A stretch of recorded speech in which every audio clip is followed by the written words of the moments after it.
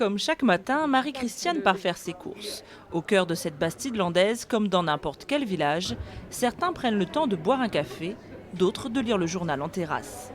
Difficile d'imaginer que nous sommes ici dans un EHPAD. Ce village installé à Dax est une première en France. Il accueille 120 malades d'Alzheimer. Alors la philosophie du village, c'est de maintenir une vie comme tout le monde, comme celle que nous connaissons aujourd'hui, à savoir aller faire ses courses, échanger avec les voisins, discuter, aller à la médiathèque, avoir accès à tous les services que l'on peut retrouver dans la vie de tous les jours. Sauf que contrairement à nous, le cadre dans lequel ils vivent est sécurisé. Les villageois sont libres de sortir quand ils veulent de leur maison et de profiter de ce parc de 5 hectares clôturé de façon discrète grâce à la végétation. De près ou de loin, des professionnels et des bénévoles les surveillent pour intervenir si un habitant est déboussolé. On compte ici un encadrant par résident.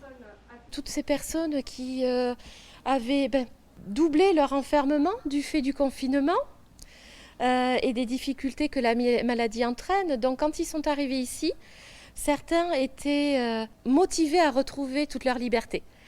Et petit à petit, en fait, ils se sont vraiment apaisés au point de réinvestir la maison. Chaque maison fait 300 mètres carrés et peut loger 8 villageois. Organisées en quartier, elles sont ouvertes sur la nature avec de grandes baies vitrées. À l'intérieur, des maîtresses de maison se relaient pour le bien-être des résidents. On s'occupe beaucoup d'eux, on est à l'écoute, on les fait participer beaucoup aux tâches ménagères, aux repas, même pour leur chambre, leur faire le lit, tout ça avec eux. On les sollicite beaucoup et ils aiment beaucoup. Disséminés un peu partout, des objets, des meubles anciens chinés dans les brocantes pour rappeler des souvenirs aux résidents. Ceux qui le souhaitent peuvent déjeuner au restaurant, en groupe ou avec leur famille, comme Anne-Marie qui reçoit ce jour-là sa famille venue de Suisse.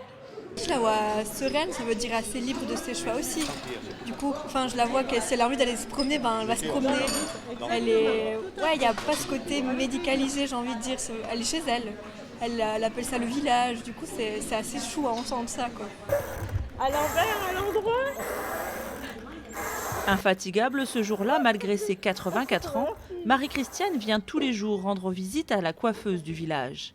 Le ciel est bleu, il y a le soleil, tout baigne. C'est elle qui a décidé de prendre en main la propreté du salon, sous le regard amusé des autres villageoises.